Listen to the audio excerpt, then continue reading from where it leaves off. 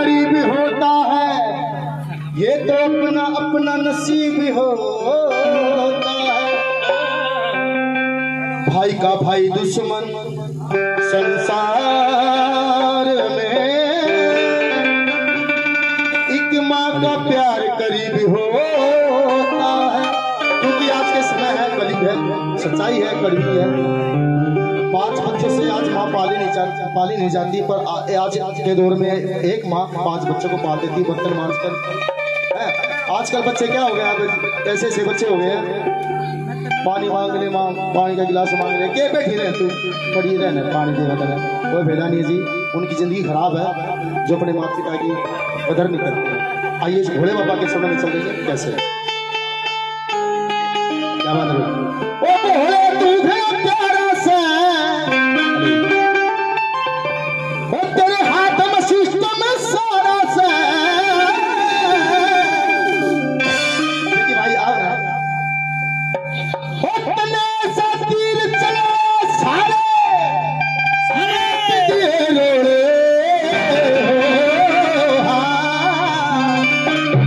तने सा तीर चला सारे मिट दिए रोड़े।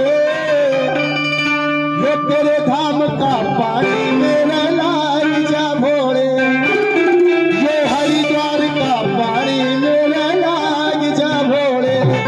क्योंकि यहाँ पर नाचना शर्म की बात नहीं, कर्म की बात है।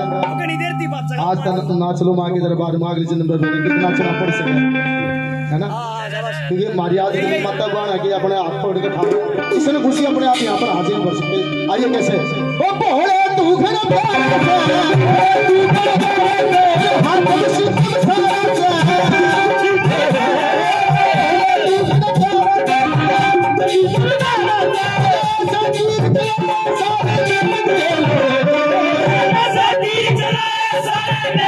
हेलो